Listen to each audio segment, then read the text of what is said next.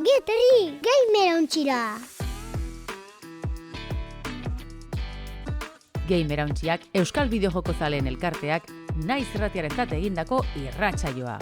Eroso jarri, hartu agintea eta prestatu abiatzeko.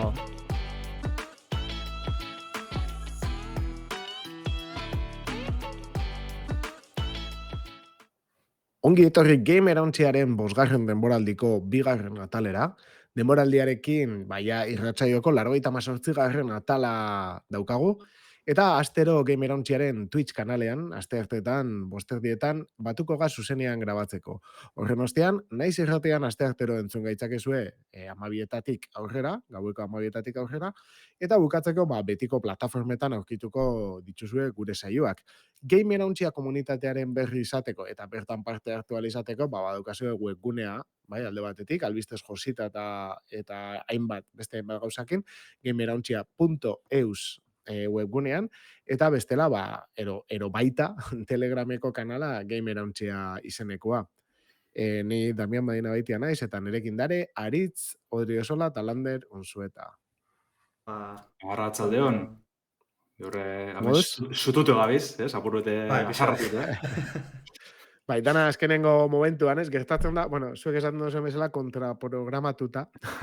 Eta, bentsa gaurkoan motza izan danez, ez?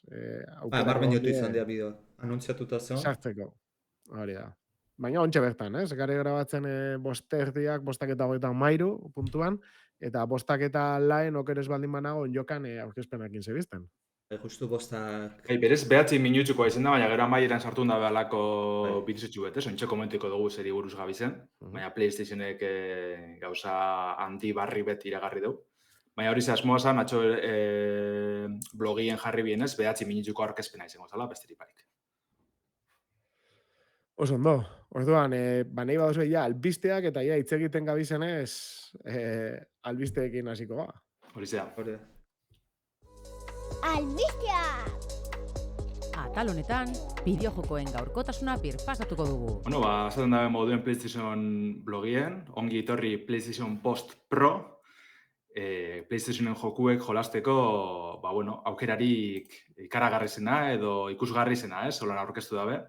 Ze atxo bertan, PlayStation blogetik iragarri bien, egongo zalalako aurkezpen tekniko bat, PlayStation Postena, baina egunotan egon gara zurrumurrupia jasotzen eta argi dugu, PlayStation Post Pro bateri buruz berbetako izango zala.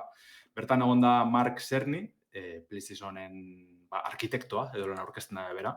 PlayStation 3-tik ibili da lanien, kontsolan hardwareagaz, beti ibili da bera aurkezpenak eitzen alako gauzenak eta bar, japoner pare bategaz batera. Baina engon bera arduratu da pruete erakusti ez. Ze izango da PlayStation Post Pro hau? 3 gauza nagusia epatu dabe, 3 hobekuntza nagusi. Alde batetik GPU handiz haue edo bie, rendimendu denporie 145 murriztuko dala adirazi dabe. Gero, izpien zen trazadura aurreratu, hau da, ray tracing aurreratu euko dabela aipatu dabe.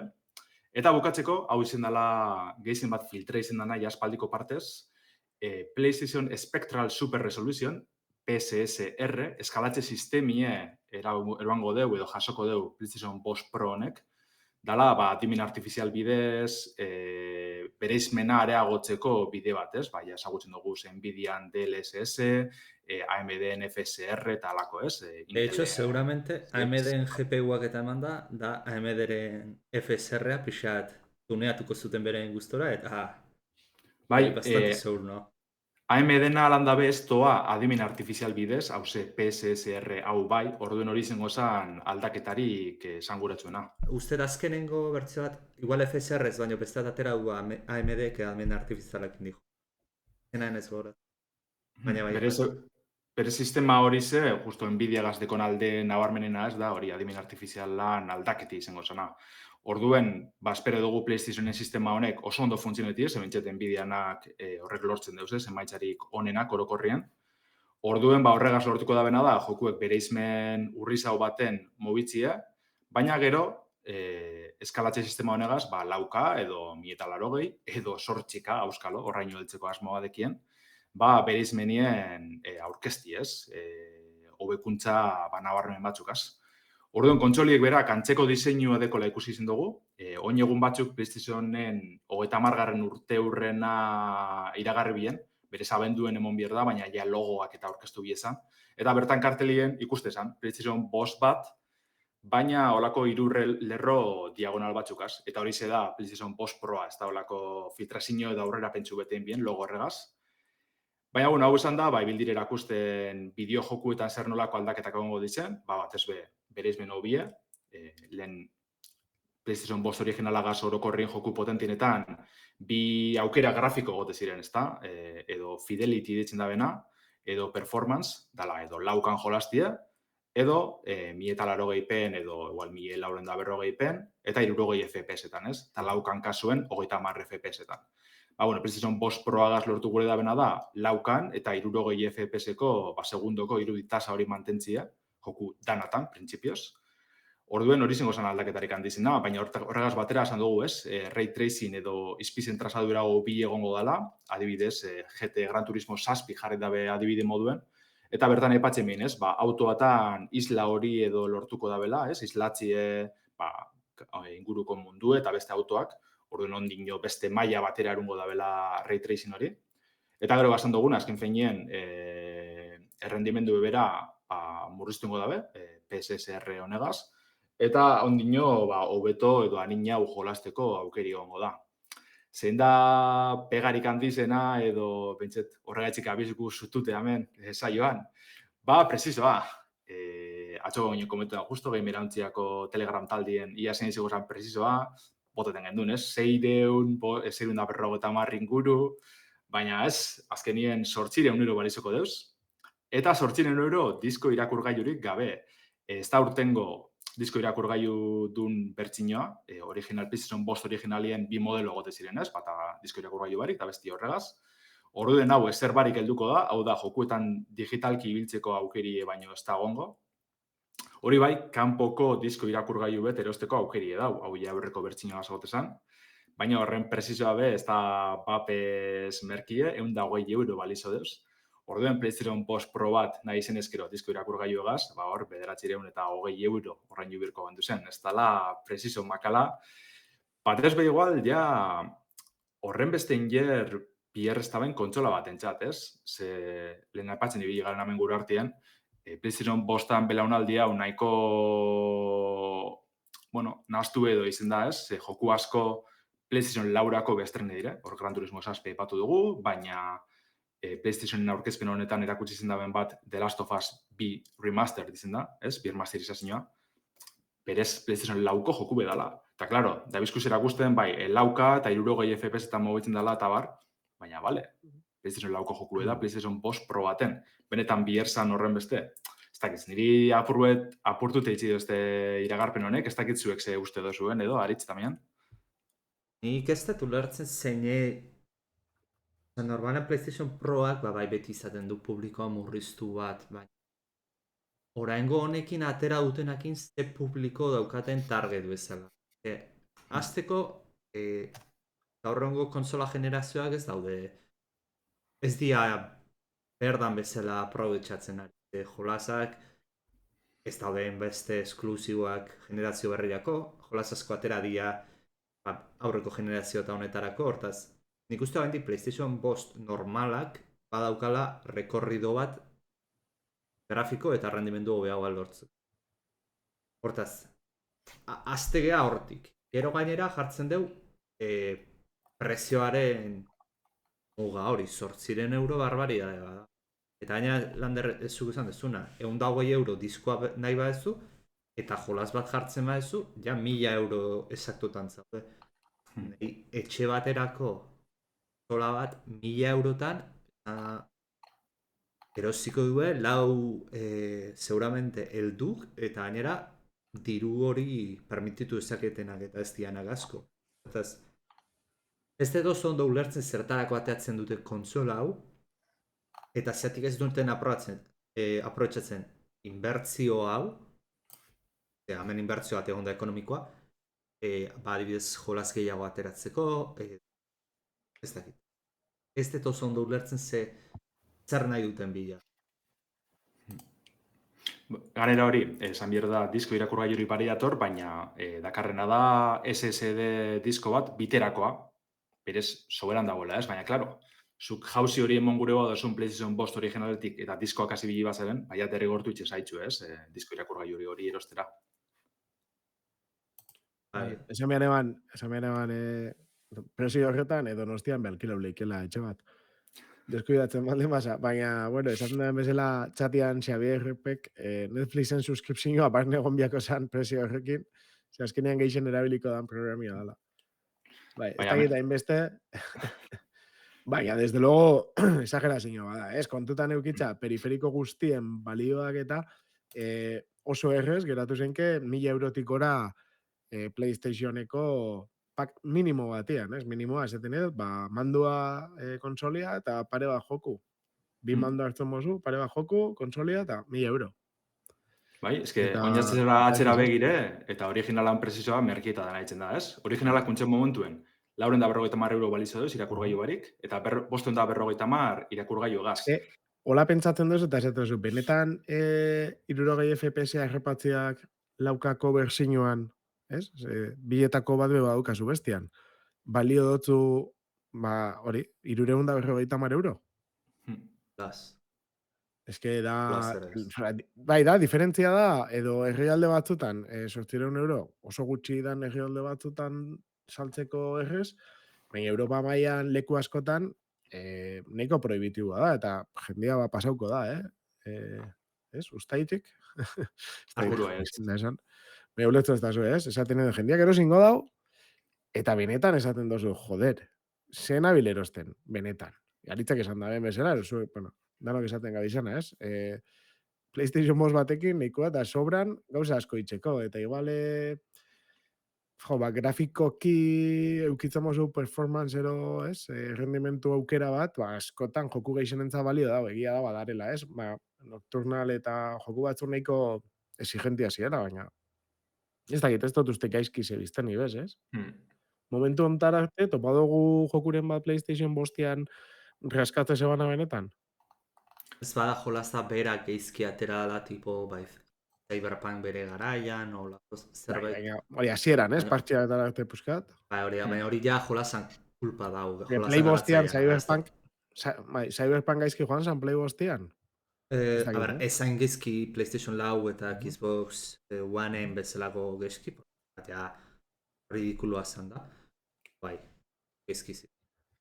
Bai. Orduan ahiutan egezkizi joan, ziran. Bai, ez esaten dut, baina hori, azkenean PlayStation 5 batek badaukala, zenbate geratu biako jakon, generazio honi, daukan komponentia gaitxik eta. Berez 6 urteko generazioak izate ziren, baina nire ulertzen dut, garestitzen hauek, doia ez? zen Uste hau enean, luzatu ingotel. karo, garestitzen doia zen enean aparatuak, gehiago aguantau biako dabe. Supone, baina... Bai, Claro, bueno, ez, Baina, ja presizo horretara heltzen gabizela be azkenien, esango gaitxut, jokuen presizoa beke gorain deu, 80 euro balizo da bez, ja Hori da. dana garastitzen doa, orduen gaur egun kontsola bat erostie, luzerako inbertsio bat ezin berko esan, ez? Eta, eske ez dakitzetena da, suposatzet ez, baina hori PSSR barri hori, eskalatze sistema hori, kontsola originalien ibilko badan. Ez suposatze dut, ez da binuna aipatzen, oin ikusitela, menabile euren blogin irakurtzen. normalen Baina, claro. kartel grafikotan behintzat Ja. eskatzen dituztena da, zeak. Ray tracingena dia RT Core uste diala eta Tensor Core uste diala Nvidia nahi naiz, Nvidia. Tensor Core uste diala adimen artifizialareako. Hortaz, normalen core horiek eskatzen dituzte. Bai, osea, hardwarea dala hori muga, ez? Ez bakarrik teknologia. Hori da. Hortaz, Esan nahi ditut, azkeni lortu eskero, segurunik ez da lortuko, baina PlayStation 5 originalien sistema hau erabiltzea, azkenien, ja laukan, naiz eta 1080 edo 720 izen, laukan jolasteko aukeruko zen duen, 60 FPS-etan igual, ez dakitze, ja hemen asmatzek abiz, eta igual gero ez da egize edo zingo dain, baina azke horregaz ja sobran zoaz. Gero hemen euren blogien aipatzen dabe, sortxikarako zerauko dabela, batere garriz izango dela sortxikagaz, bere izmenagaz, orduan, esan gutxut, igual jokuren bategaz edo bestegaz horraino heldu gureko dabe. Sortzika, eta hoia barkatu baina, sortzika, zein ebia da sortzika? Gaur egun, orain jokan bentsat. Esaten dut, ze telebistatan, ez? Ikusten dozu, distantzia batekin, ez dela monitore bat, bez?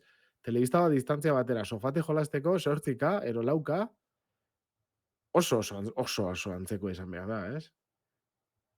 Ez dakit, Igual da nik ez dotelako ikusi 8K, nik ez dut Baina- inoiz ikusi 8K. Baina egia da bai, zenbat eta denbora pasa Denbora. ahala, denbora pasa ahala ez. Resoluzioa iguala beti ere zailagoa izango dela diferentzia. FPS-etan Hori bai pixkat- badago diferentzia Hori da. 30tik 60ra, eta 60tik 120ra ere badago diferentzia. Baina 120tik 240ra, ja ez dago hainbesteko diferentzia.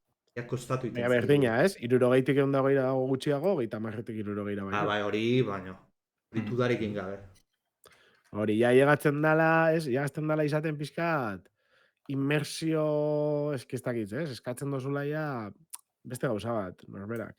Gero Bai. gaka pasa portatil batzutan jolasteko, eta esaten dozu pantalla txikitxo batekin, portatil baten jolasten dozu, ez da honean besteak eta lasai asko.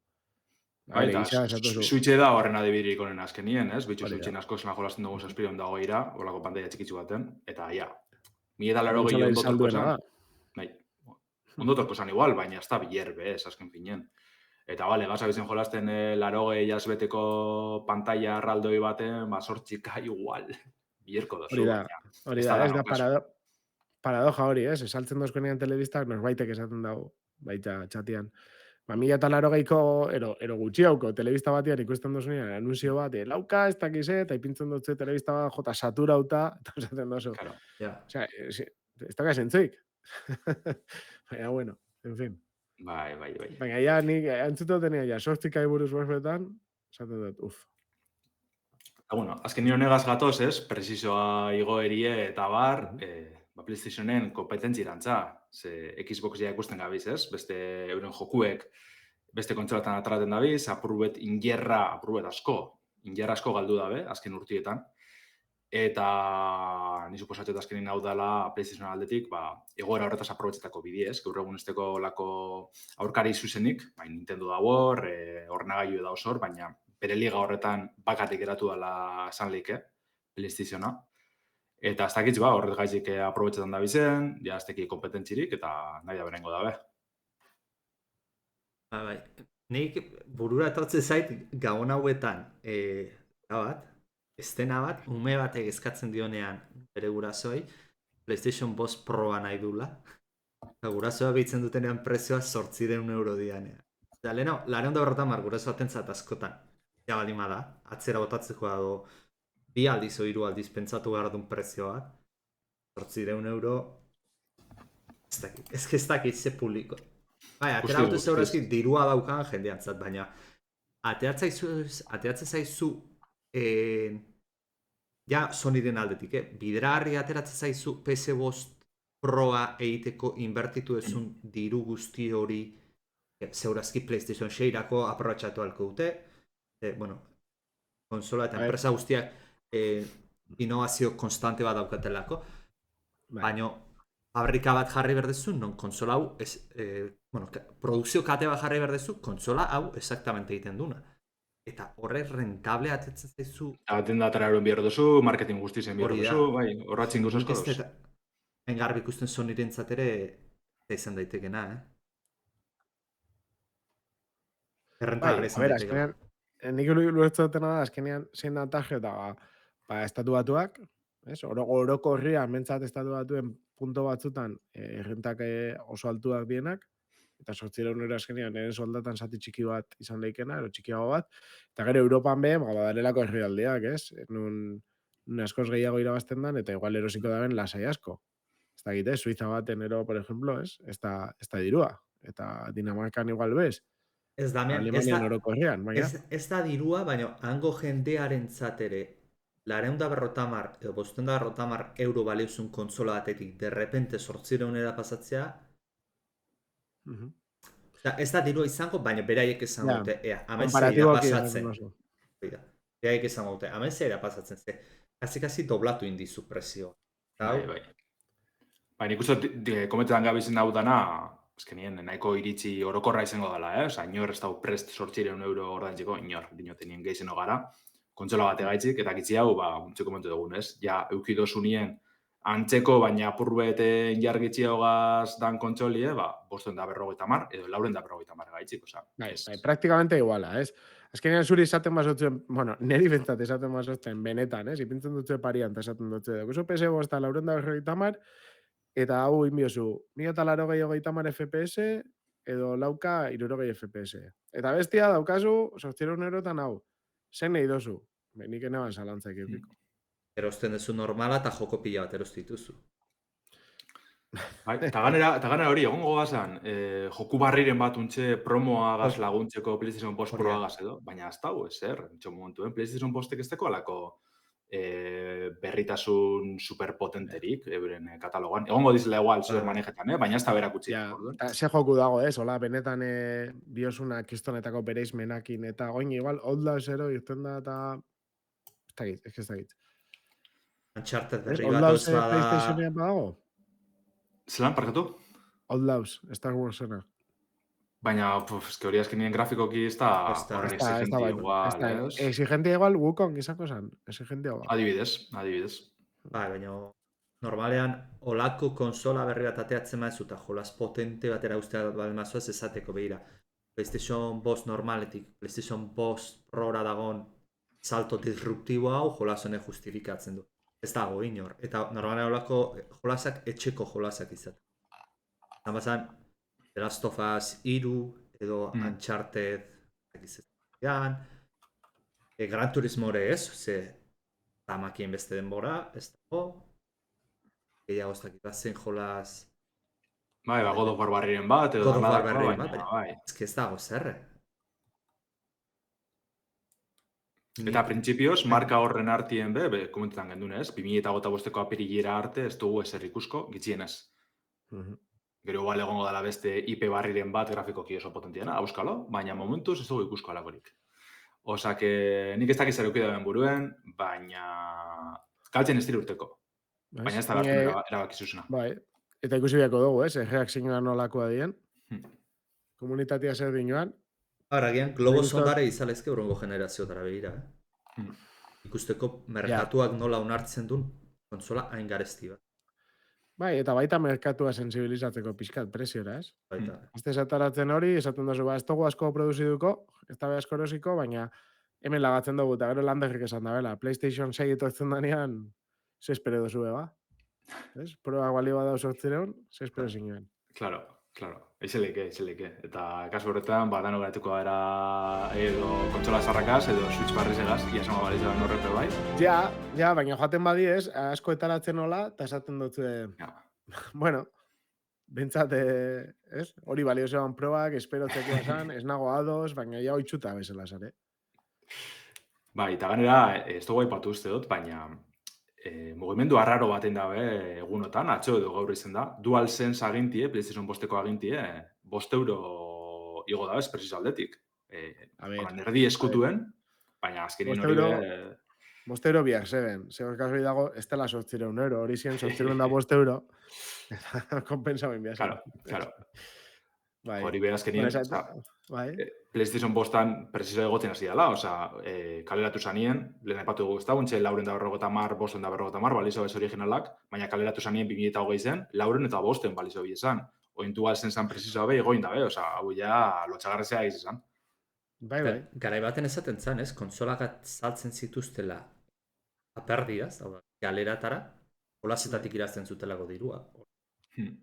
Zindetu lertu, konsola hone, lau aperdiaz dala, bestela zenba balio du. Eta gero kontuten hartun bai, jolasa gaitxik irabazten dabe, baina baita arpidetza zerbitzua gaitxik, eta holar, gaur egun online jolasteko, komentan gendun pasan irratxaian be bai, zinbesteko dala, PlayStation Plus ordantxia. Arpidetza sistemaren agarrajotzea. Badakizu olako enpresak ez dabela galtzen da benean dirua, baizik eta irabazteari lagatzen dutzen. Claro.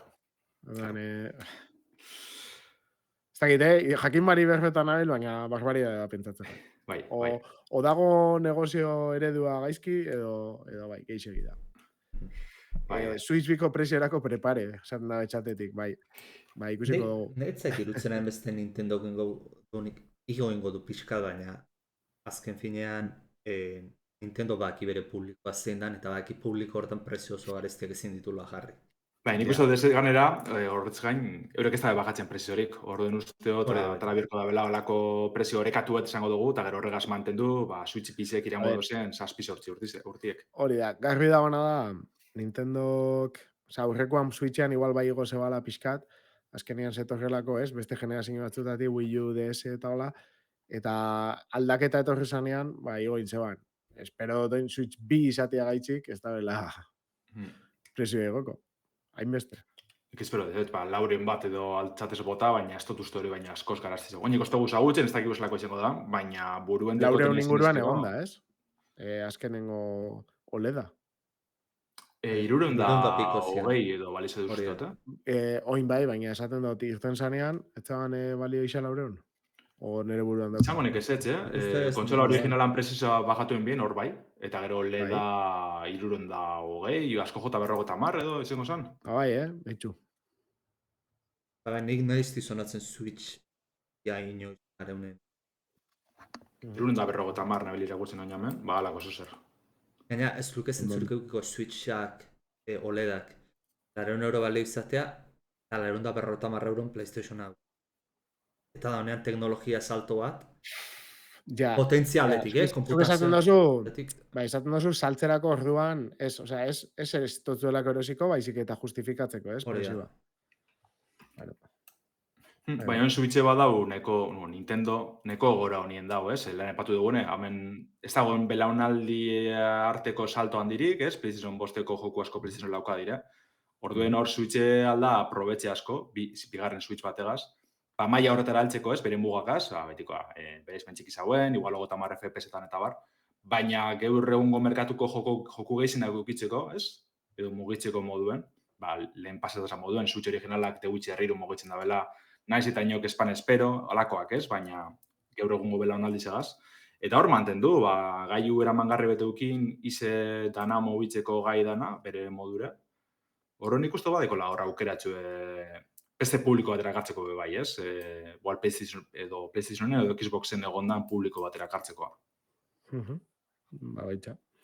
Ez dakit nahi duzuen pixkate hau alde batera laga, eta ongo beste albiste batekin, ez dela... Igual bukatzeko... Baldin badokazue bukatzeko la, bai? Baiz, ez dakitze dati komente badagoen, baina, PlayStation 5 Pro hau estreniko da 8€, zandugu moduen, azaroan 7 osea, gitzi falte da. Vale. Ez dut ezautzen inore erosteko desidatzen dagoenik, baina... Hori ze da. Horrengo albistera goaz orduen, eurreko irratsaioan komente berrean duzen, ez? Udako edo ustaileko ekimenak zentzuk izan diren, edo abuztuko aparkatu. Abuztuen bideojokuen ekimen nahiko interesgarrezek egon dira, baina bi nabarmendu nahi dugu bertotik, alde batetik, Europako bideojokuen azokarik handizena, Gamescoma, eta bestetik, Nintendo kenda bezen bi aurkezpen bikoitza, Nintendo Partner Direct eta Indie World zuzenekoak enbiesan, abuztu bukaeran, hainbat bideojoku interesgarria aurkeztute, ez? Gamescoma gazazten gara, ze 2024ko azoka hau abuztuen 21-etik 25-era bitxartien egin zan, Kolonian, Alemanian, eta azokak ingerra hartu da bela esan behar dugu, batez be eiruen itxieraren ostien, estatu batu eta ez da geratzen alako bideojokuen azokan dirik, eta ikusi dugu ez, Gamescomak ingerra hartu da bela, eta iraien bukaeran nengo dan Tokyo Games Show-ak geroz eta ingergei zabartzen da bezala, ezta? Orduan, moduren batera da bestera bizirik jarratzen da, Gamescoman kasuen 325.000 bizitari lortu deuz, eta 310 milioi ikusle aurkezpen ekitaldi zen. Ez dara gitxi, 1.462 stand jarritze, bideojokuen stand ezberdin jarritze, orduen horre marka guztizek hautsi da bezala aipatu izan dabe euren prentsago harrian. Eta zelan ez, aurkezpena Opening Night Live izen zen, garrantzitsuna guretzat, ez? 2 ordu terdiko iraupena eukiban, zelan ez Geoff Keighley aurkeztute, berak bakarrik etxin duz horren aurkezpen luziek. Eta hainbat iragarpen handi egon ziren, Borderlands 4 aurkeztu bien, Dragon Ball Sparking Zero trailer barrize aurkeztu bien, urriak 11an estreniko dela, ez? Barrio nabarmenduz. Path of Exile 2 aurretizko sarbidi noiz izango dan zehaztu bien, azaroak 15 jolasteko aukeriko dugu, tubako aurretizko sarbide honetan. Genshin Impact famatu azkenik helduko da Xboxera, azarako gehi estreniko da Joio Bersen bideojoku famatu hau. Monster Hunter Wildsen trailer barrize jaso genduen, 2025erako doan bideojokuena, Civilization 7 lehen jokagarritasun bidizia ikusi genduen bebai, Marvel Rivals abentuak 6 estreneko dala esagutu genduen, Indiana Jonesena izan igual olako iragarpenik handizena, ez? Indiana Jones and the Great Circle Xboxen eta PCen estreneko da abenduak bederatzi, baina horrez gain, PS bosterako bertzinioa iragarri bidean bebai, naiz eta Xboxen jokua izen, 2025ko udaberrirako, espero gendune, baina asko sarin hau. Osea, hortik etorko dira apur betez, lehen komentetan gendu zen gauza danak. Eta bukatzeko, Mafian bideojoku barrize jasako dugu, Mafia sagiena, The Old Country ditzuko da, eta alako aurkezpentsu aurrerapen batein bien, baina egiz izan nahiko itxura politzideko lamoten dugu. Egia da, Gamescoma ez da azira ditzuli, ez? Gamescoma ez da eirua bezalako espektakularra montajean eta zean, Amerikarrak showa montatzen zertua dira. Baina nik uste bere perfil bajuago eta berez nik uste azoka batek gehiago izan beharko lukeen hortan mantentzen da errentarra izateko eta nik pentsatzet ere edukiko dula alako zean bat. Erakunde publikoak edo lagunduko dietela betare pixkat, baina aprobetxatuta eirua dekapakaida daola, indarra emateko. Eta bai, pixkanaka indarra hartzen ari da. Egia da, agian falta diana da, betiko hiru erraldoian konferentzia handiak egotea, baina ala nola, Xboxe bat bere garaian, zenbait gauza uzten zituen eirutik Gamescomerako. Bat igual jolas batzuk publiko gehiengoa Europarra izan dezaket. Bai, nahiko interesgarria gana bat ez igual indie aldetik, ez? Indie Europarrak bertara jotzen da bai, eta gauza desberdinek ikusteko aukeri egoten da. Aurrera hain Gamescoman 2025ko edizioa abuztuen 20tik 24 buelteko dela iragarri bien, eta emeretzi zen Opening Night Live hau ikustiko aukeriko dugu, baina ondino asko faltea horretarako, oseak Nintendoga hasiko gara, esan dugun moduen bi aurkezpen desberdinen bazan bat abestien atzetik, lehenengoa Indie World izan zen, izena dino moduen indie bideojokuek asazen dira, eta lehenengo iragarpen handize Balatro naiz esan, Balatro karta jokuena, untxeganera boiko horretan estreneko dela, ze DLC estetiko bat iragarri bien, beste indie batzukaz elkarran lien, Vampire Survivors, The Witcher 3, indizek esantaz, baina The Witcher 3 ez da inondik inora bez indie bat, Dave the Diver eta alako jokuekaz, olako karta estetikoki aldatu ingo da bez karta honek, eta beste aukera batzuk emongo da bez, ezta? Orduen, kriston arrakasti juki dauen bideo jokue, da laster oinoko gehi zaukiko da bena, zesan duten moduen iraiako 26 mugiko horretara helduko da, Android eta iOS-era. Orduen, alako roguelike karta jokulema bilatzen bado zuen, amendeko zuen untxe modan dauena. Nomada Studio, gris bideo joku ezagunen garatzaiek neba aurkeztu bien barriro, euren urrengo jokue, urriak 15 estreneko da, baina berezitasun nagusi izan Indie Worldien aurkezpenak katalanesen biela, eta hemen euskalduneri kristonin bidize sortarazten, alakorik inoz ikustie ametsu izango zen, batez ben Nintendon aurkezpen potente baten. Eta lan dabe, jokuek berak kriston itxuri dekola esan bier da, barriro bolteko dire grisen antzeko estetikara, baina hengoan emoten deu borrokak eta garantzik izaguiko da bela, alan dabe, gogo asko aprobetako. Ezagetu genduen beste bideo jokuet Morsels deitzen da, alako, ez da oso horreza eskribatzi, mustroak nagusi deko zen olako bullet hell edo twin stick shooter moduko jokue da, baina lehenengo biderez ikusi genduen eta 2025ko txaierako iragarri dabe, osak jarraitzuen birko da. Eta Indie Worldegaz bukatzeko Pizza Tower, famatue indizen artien indizena ustekabin aurkeztu bien, eta kaleratu bai.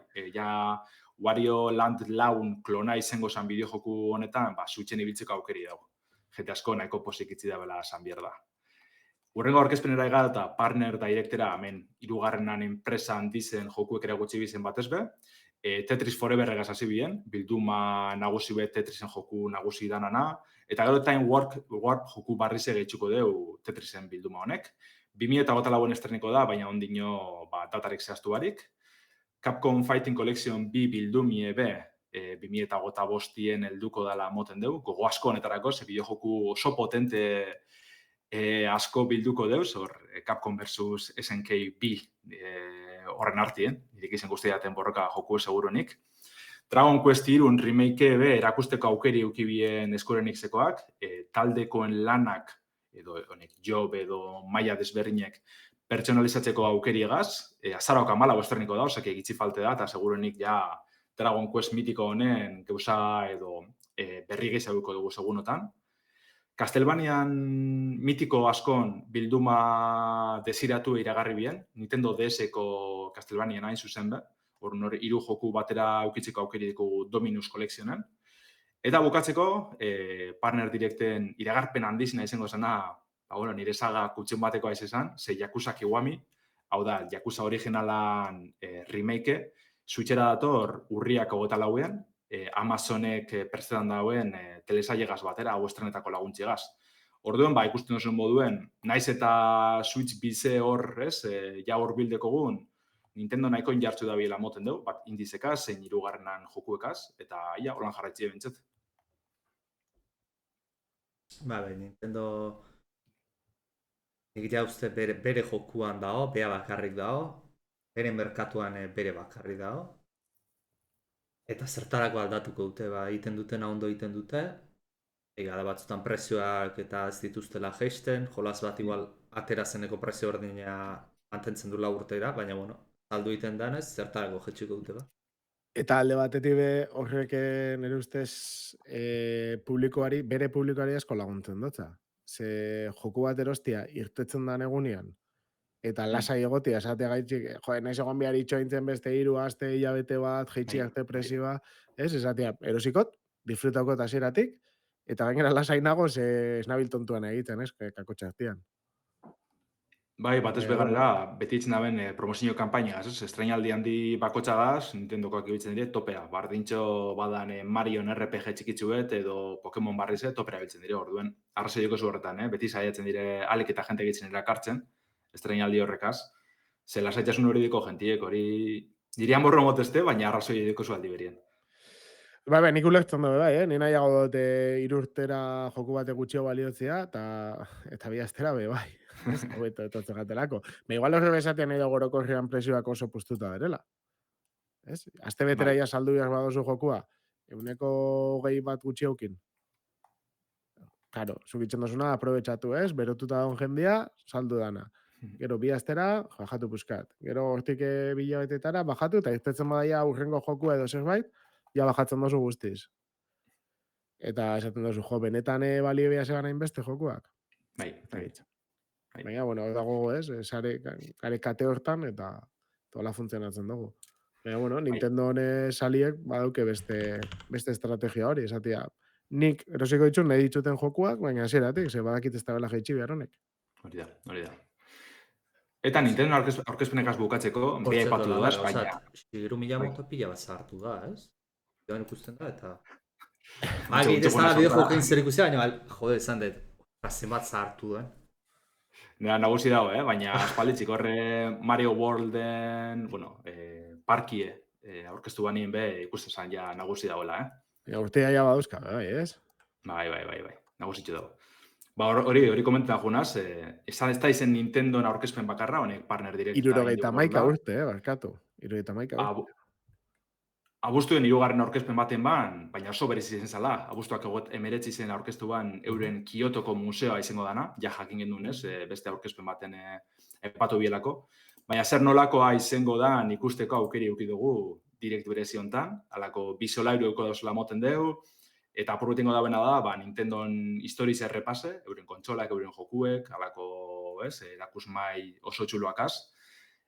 Eta horretaz aparte, beste mini joku batzutan parte hartzeko aukeri gongo dela moten dugu, bai. Nahiko museo berezi izango dela moten dugu, markien salientzat bizitetako perfektoa. Hori ze, Kioton zabalduko dabe, ullin zehazki, urrizen bitxik aurrera, eta sarrerantzako sistema berezi bete zabaldu dabe, dala sosketa bidez, zure Nintendoko erabiltzaileega sartu mizara webgune berezi zen, eta bertan egune aukeratzen duzu. Egune aukeratute, hori sosketa baten sartzen zara, eta sarrerak tokezkero, erosteko aukeriko zu, eta bestela beste baten gana doaz. Egiz izan ez da txarto, ze askotan Japonian alako museo eta gauza berezitarako sarrerak erosti soramen utzi izaten da. Orduen nik uste nahiko asmatu dagoela honegaz, edo ikusko dugu ja denpori gazelan doan.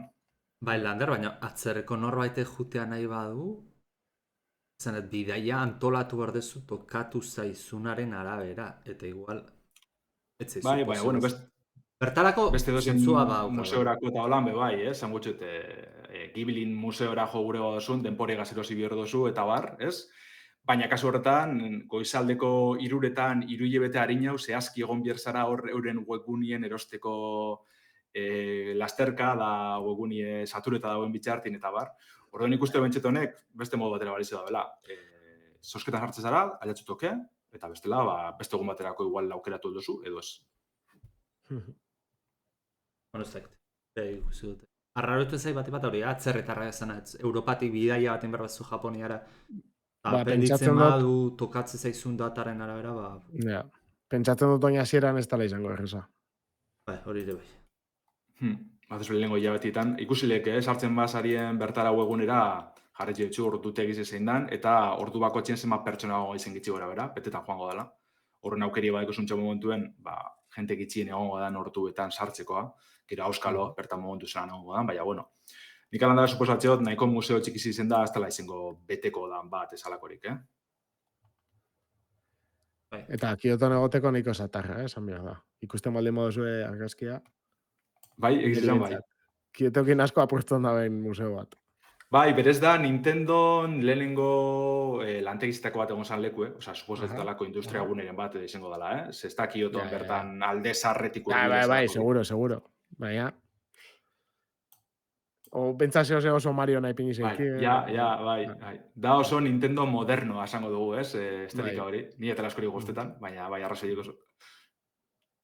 Bueno, apreziazio tonto bazan.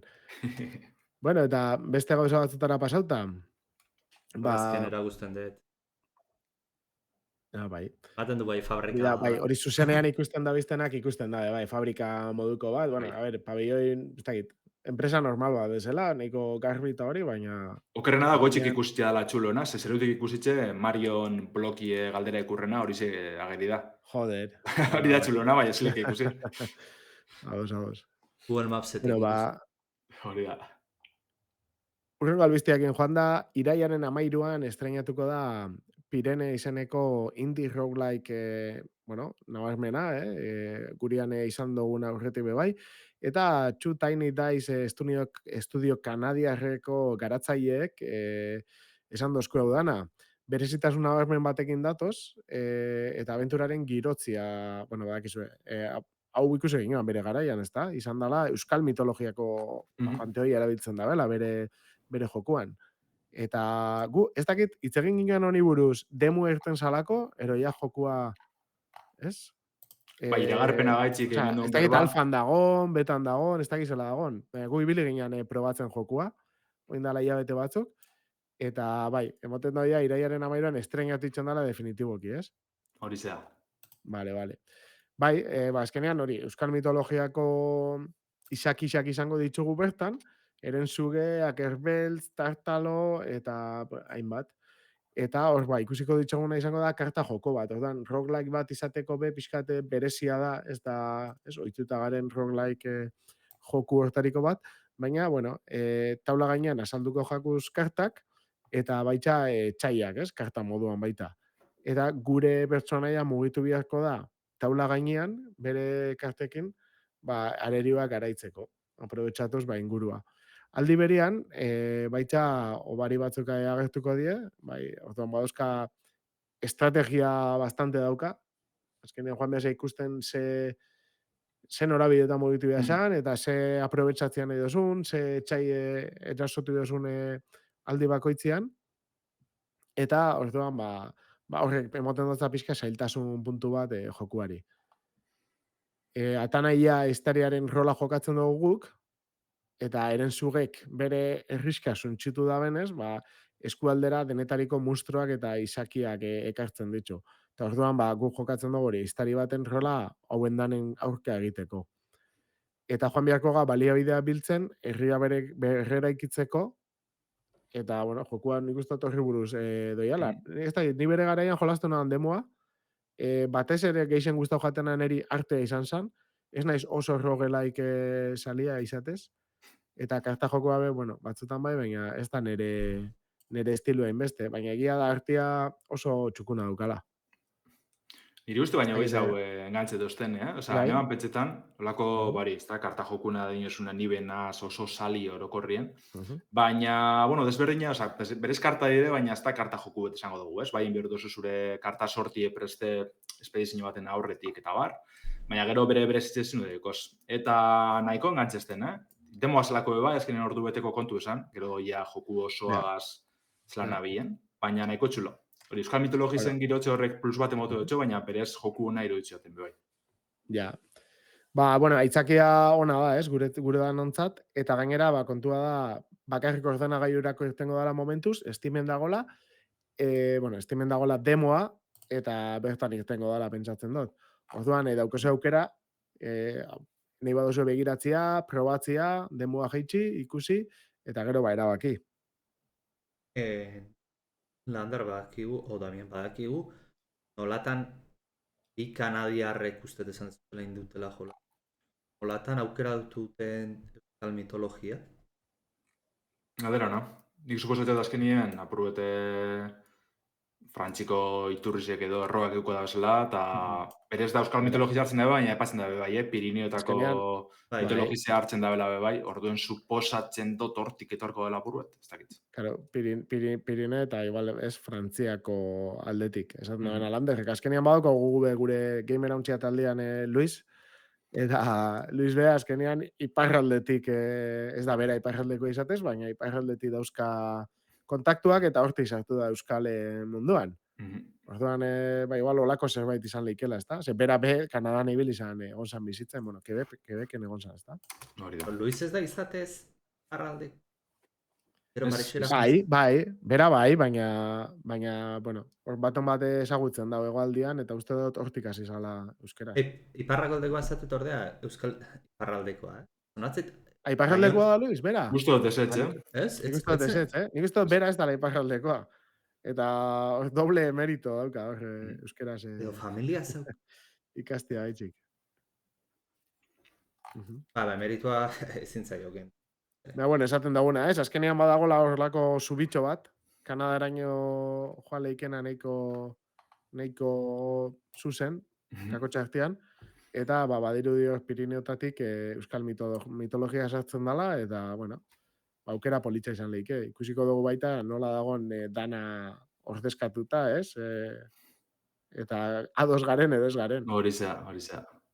Posteko albistea mitologia hartzea ez bueno, bai, alde batetik euskalduna dela, baina azken aldean jolaz batzu ikusi dugulako, baitare, nik uste exponente maksimoa The Witcher dala, Europako mitologia pagano hori hartzen duan, ze historikoki mitologia ingoa, romatarra, greziarra, egipziarra, betiko klasikoa bugion ondia, nik uste eta Europan badaula nahiko aberaztasun beste mitologia da beste kultura batzutan jolasona ateratzeko. Ni adibidezako horretzen naiz, Witcher 3an ibili nintzena, mitio baten eta zauden, lamiak zauden, eta uste gainera uste hola deitzen ziotela lamiak. Eta, karo, pentsatu nun, ba. Hau, personaia mitologiko hau, nire kultura nire badago, eta lehenengo aldiz sentitu nun, zateko, nire kultura euskalduna erreflejatuta ikusi dut jolas handi batean. Hortaz, nik uste eskertzekoa dela alde hortatik kultura edo mitologia hauei eratematea. Bueno, barrea purubeten nahi baduzuen, existitzen da, oin denpora batetik jarraitze dut, bideojokuet, Mythic Love Iberian Legends deitzen da, eta lapurruet furrizen bueno, mundu hau jarraitzen da bena, da lako bideojokuet dala novela visual bat, eta, bueno, berez hartzen dugu, Iberia penintsulako mitologi desberdinetako pertsonaizek, eta, bueno, lako romantze bideojoku baten bihurtzen dugu, eta dauzen pertsonaizen artien gaueko dukogu, gauan jaune izango zana, euskal mitologizen, eta hori ze, horregaz maite mintzeko aukeri emongo dozku bideojoku honek, eta alako gauzatxuek orduen, beste lerro batzutatik euskal mitologiz sartzeko aukeririk ikusten da. Hor deskubritzen Genial, nahi gara Landerren Bai, atal geixegi, berri bat, bai, genero berri bat. Entzeu, baina, bai, jarretzen dezain, nola gartzen Twitterren edo alako bilatzen, euskal garatzeiek eta bar, da, gaueko zuk zure kasetari lana egin behar duzu, Lander. Hori zera. Hori hola da. Zu daukuz aitzakia, bestiok ez. Hoi da. Guztiok ez. Javier Rapek txatean komentatzen du lamiak baita ere Egipto aldetik badaudela, zugerdi emakumea direnak, oso salduta daudela lamiek. Bai, baina Egiptoko, guretzat, Egiptotik iritsi da mitologian, lamiek nire bintzetin inoiz ez ditu. Baina, lamia izena gaitxik esaten duzu. Ez que lamia azkenean definizioz da, gizakia beste animali batekin, ez? Itxas lamia izango zen, arroinakin. Horan sirena bat. Bai. Bale, lamia izena. Vale. Bale, euskal mitologia alde batera utziko dugu, eta pasatuko gea euskal bideojokotara. Aurreko astean euskal bi bideojoko ekarri genizkizu, Eta, oraingoan lau ekartzen ditugu. Ikusten zute, denboraldi berriare hasi deula superpotente euskal jolasekin. Eta, bakizutenez Euskal Herrian hainbat bideojoko ikastetxe daude, horietako bat Digipen Europe da, Bilbon dagoena. Eta, bertako ikasleek garatu dituzten lau joko dira, eta gainera euskaraz daudenak.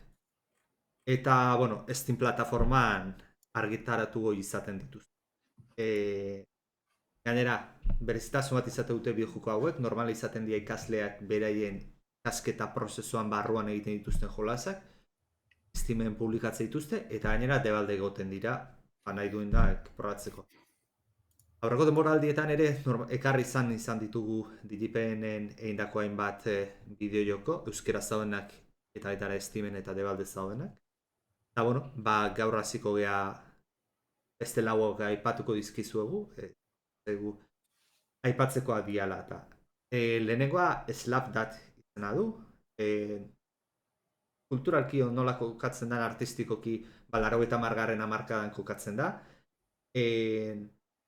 Pixat baita ere estiloki garai haietan kontsolatan baino gehiago ordenagailutan aurkitzen zen estilo artistiko eta era horretarako jolasarekin. Izenak esaten duen zela Slapdat, belarrondokoak banatzen ibiliko ea jolasean, baita jauziak eginez, lasterketa eginez, korreke biliz, eta hoxe izango da trebetasun bakarra. Jolas, hasiera batean nahiko simplea zalezkena, mekanika komplejoak ez dauzkana, baina, azken finean pentsatu hor dut denbora izugarri ez daukatela bideojoko hau egiteko. Eta azken finean da, interesantea, zeitea.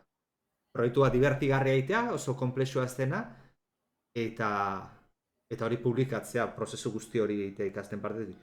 Eta esan, ez da bat ere keski ikusten. Dakit iraupen aldetik eta Lander probatzeko aukera izan dezun. Bai, oso motza da berez, oso laburre da, baina nik oso ondo paseet jolasten, honetan. Txorradatxu da, baina umore puntue oso ona dekola uste dut, grafikoki oso horak agarraitxeat egizan. Eta oso proiektu politxe, bat ez azkenien, hori zuk komentu duzune. Eta laugarren mailako ikasliek etzen daben urte bukarako proiektu, azkenien beste lan batzun hartien hauseitzen dabe, hau da garrantzitsuna. Baina holako zuzegaz, haukudeatzi eta bukatzi ez da lan makala. Bai. Lehenengoa Slapdat da, ez dut esan, baina, Irene Amor, Diego López, Fernando Uribe, Pablo Rodríguez eta Edu Vega sortzaileek egin partit historionak. Urrengo jolasa da Chrono Club, Rennes Against Time.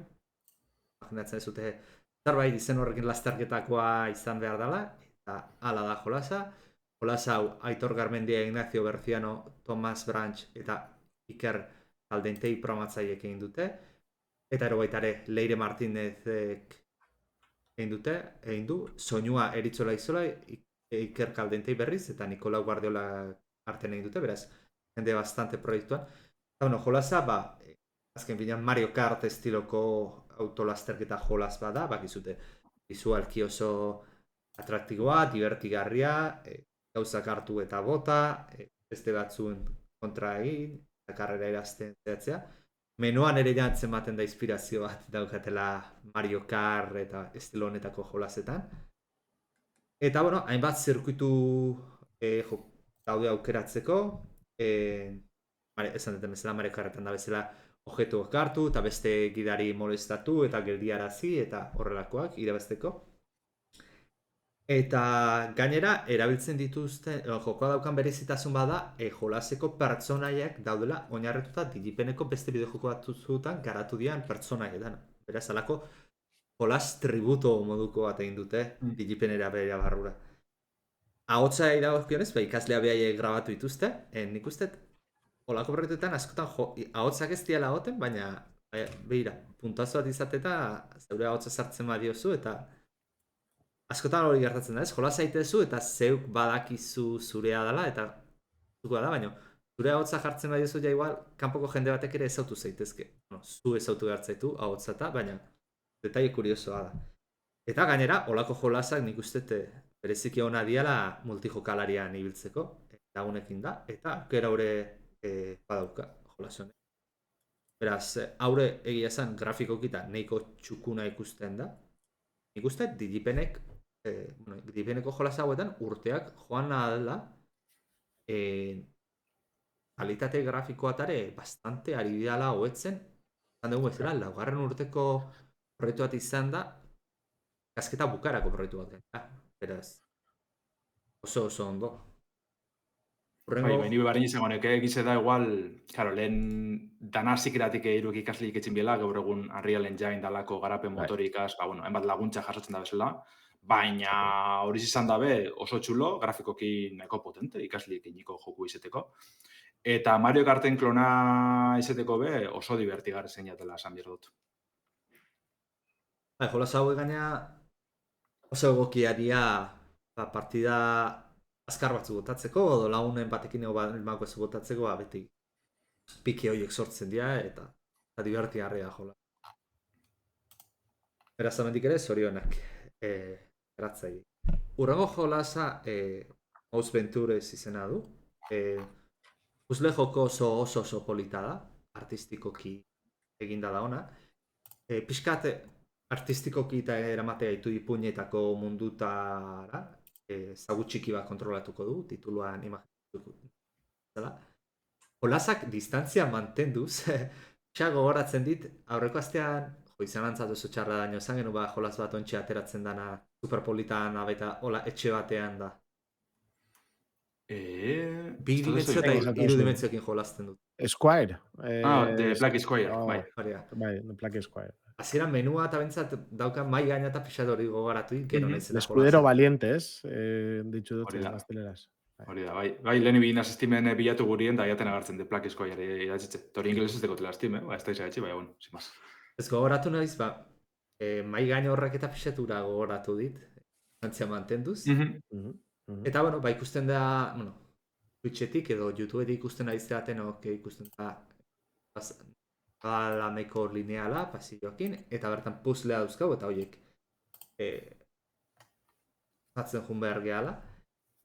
Eta gainera, hori, mekanikan bat daude, kaxa mugitu alditugu, eta ere baita ere, imanakin, magnetismoarekin ere hainbat puzzle zango ditugu.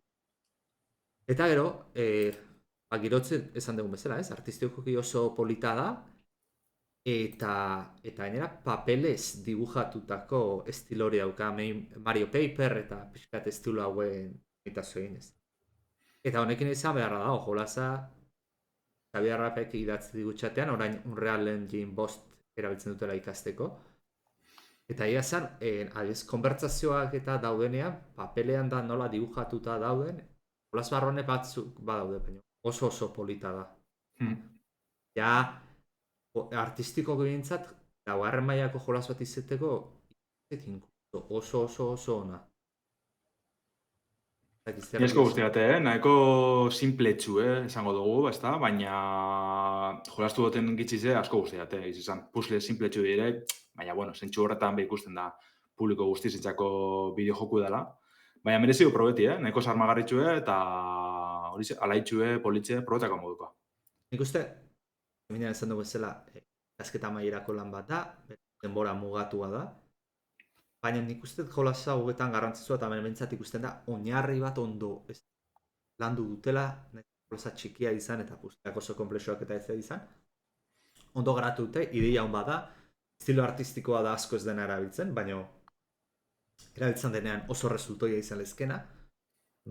Eta pozgarria da, ze ikusten da, Euskal Herrian ikasten duten garatzaile hauen maila askoari dela igotzen, eta posible dela Euskal Herrian zea bat sortzea, industria txiki bat sortzea bideojokoena, non hauei irtera eman eta horrelako jolasak, baina jolas oso bat ateratzeko modukoa, sakontasun gehiago rafinatuta, baina bueno, artistikoki ikusten aizetenak oso polita da, paper estilo horrekin, eta horrek imaginatzete lan asko ekarriko dula langileentzat bat aldea artistikoa damakite.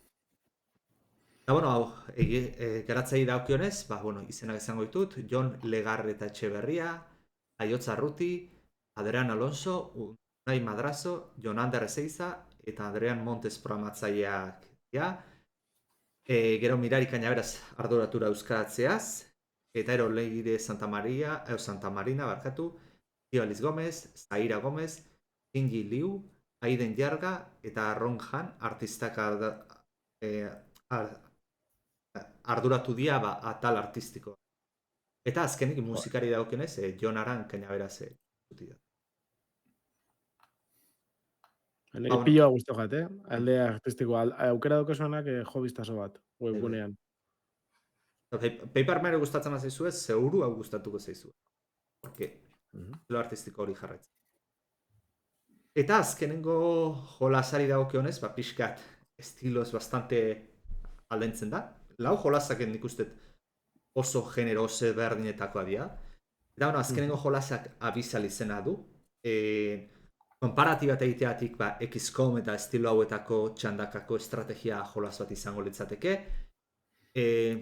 Bakarrik XCOM zientzia fikzioan oinarritzen bada mundu fantazioso baten oinarritzen da, magiaz betetako mundu baten. Eta, gure pertsonaia bakizutu jolas mota hauetan tablero modukoa daukau, laukizko mundu bat. Eta bertan pertsonaia mugitzen juten gea, non turno bakoitzean, mugitu indezakegun, kantitate bat, edo akzio bat aplikatu ezagun, edo esotu, edo lokizea. Eta horrela junbertzea, aurka ateatzen zaizkitzun aurkariak gaien du, eta pantaila pasatuz. Azken finean, asti batetik hasiko gara, eta, hainbat bidelagun aurkituko ditugu, ez lapiko magiko bat izan daitekena bat. Eta gero, jolas hauetan tipikoa izaten dena, ez? Pertsonaia bakoitzak bere habilitate partikularra dauzka, besteetatik diferentziatzen duna, eta azken finean askotan ondo jakin behar ezaten duzu bakoitzan abilezia horiek kombinatzen pantaila hori pasatzeko. Independentekin, behain arteko kombinazioak ere ondo kombinatu behar dituzu erredundantea. Eta, Lander ez dakit poratzeko aukera izan dezun. Estetiko horrekin, nahi bentsap oso polita irutzen zait, eta menua nahiko ideala irutzen zait. Odago nahi. Bai, oso txulo da, izan botoiek eta lakoak nahiko handizik emoten dure, gehiago igual mugikorratarako edo izango bazien moduen, ez? Baina grafikoki oso potentie, baina bari dire alako akatzen bat edo beste batez be jokarretasunean adibidez, igual eraso bereziren bat erabiltzerakoan eta laukizarien kliken igual eneban asmatzen edo kostetxen dako, ez dakitze, igual pentsetan gautezlako jokua, ez dakitz. Eta gero testuetan be, asko nabari da, euskerazko bertxinan bentset, ez dizela guztiz amaitzen saldizek. Orduen horra arazoren bat edo ukindabela moten dugu. Baina, betikoak, komente dugune. Joako joku dire ikasleik enikoak, eta zentsu horretan oso potenti dela ikusten da, ez? Ja, bidizoan minutxuet ikusitza, oso politxe moten dugu. Eta simplie da, azteko sekizkomen moduko, eskutetako edo koberturan sistemarik esalako ezebez, besterik barik zoaz, eraso bota eta listo. Baina neko txukune, holan azteko eta urtieri bukaeri emoteko neko politxe iruditea. Bueno, garatzaileei dagokionez, Mikel Etxabe, Joki Martinez eta Guillermo Hurtado de Mendoza arduratu dira alde programazioan aldeaz. Tresna programatzailea berriz Inigo Jinaga eta Elgar Bagnusat izan dira. Eta, bukatzeko, artelanari dagokionez, Susana Villar, Mikel Andrés Santos, Pietro Katzaniga eta Álvaro Rodríguez berai ere zorionak. Esan duten bezala hasieran, jolas guztien maila irratzaioa egiten nahi gehan bitartean urtero aipatzen ditugu eta urtero ikusten ditugu. Gusten maila bastante handitzen nahi dela, ez urte. Bastante pozgarria da, ikustea abantze hori tangiblea dela. Bai, zalantzari barik. Komentu dugu moduen, honek Steamen dauz, euskeraz dauz eta doan dauz. Orduen, probena izen ezkero, Gamerantzia euskarazko bideojokuen zerrendara sartzeko aukeri dikozue. Gamerantzia.eus webgunien hor goiko barran ikusko duzue botoi hori bat, bertan emon eta hor dauztanak. Orduen, bari anime eta probe, bai, 160 paseta ja, eta laster gisa bat organera. Ez da baitzakirik. Hori da. Bueno, nik uste dut honekin Juan Jakula denboria, eta albiztiak bentsat orokorrian pasatu ditugu, ez? Bai, betiko moduen geratu da... Zerbait komentatzea nahi duzun, bai, albizte laburtxo batzuk, analizia... Ez, ni ustez horrek urrengo baterako etxiko dugu, ez? Eta ganora zelduko dutxago lantze. Oso ondo. Mila esker entzuten egon zaten guztioi, eta, datorren hastian egongo gal, 89. atalakin. Nabian, ez dakit esan dezu, baina batu harra daukau. Ez eta horreko irratzean ahaztu zitzaigun ezatea, baina geurire ahaztu zitzaigun. Gemerauntziak iraiak batean 10 elkarteak, elkarte bezala ez, baina Gemerauntzien proiektuaz izanetik 10 urte egin zitu. 10. urte horrena pasatu du. Nik uste ez genula... Zorizena guretzako ez da? Hori da, zorizena guretzako. Nik uste guretzat Gemerauntzia proposatu genuen dimentsio hau ez genula espero hartzea. Lan ona egin duguna den seinale, baitare pantailan bestaldean egondan jendeari ere eskerretan onaino iristea launtzea. Hori da. Eskerrik asko berriz, eta aste oso ona eduki. Asko jolastu. Hurrengo arte onde bili. Agur.